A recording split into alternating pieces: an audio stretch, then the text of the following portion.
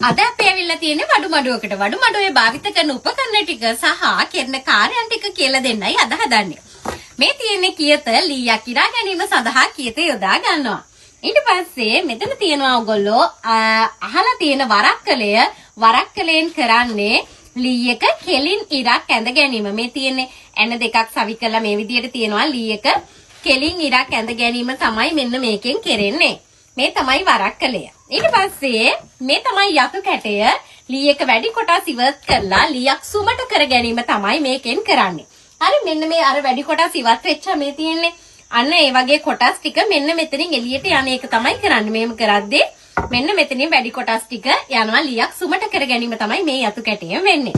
ඒ වගේම මෙතන තියෙනවා අතකොළුවෙන් කරන්නේ නියනට තට්ටු කිරීම වගේ දේවල්. නියනට හජු පූලනේ අපි කමුහා. මෙතන තියෙනවා අතකොළුව නියනට තට්ටු කිරීම වගේ දේවල් තමයි මේ තමයි නියනට තට්ටු කිරීම වගේ දේවල් තමයි මේ අතකොළුවෙන් කරන්නේ. ඊට පස්සේ මෙතන තියෙනවා නියන් වර්ග තියෙනවා කැටයන් කපා ගැනීමට තමයි නියන් භාවිත කරන්නේ. ඊට පස්සේ මෙතන තියෙනවා ඇලිස් කටුව. තව මොනවාද මං කිව්වේ නැත්තේ.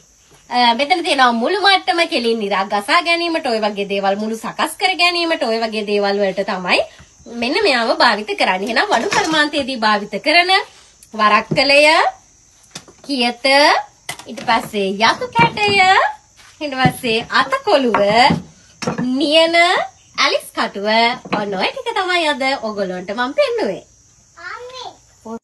ඉස්සර කාලේ කියතෙන් ලීයක් කිරා ගත්තට දැන් නම් ඒවට තියෙනවා මැෂින්. මේ තියෙන්නේ ලීයක් කිරා ගැනීමට අද කාලේ භාවිත කරන මැෂින්. වැඩ පහසු කර ගැනීමට යොදා ගන්නා උපකරණ. අපි වඩු මඩුවකට නේ ඇවිල්ලා ඉන්නේ. මේ තියෙන්නේ විවිධ වර්ගයේ නියන් වර්ග.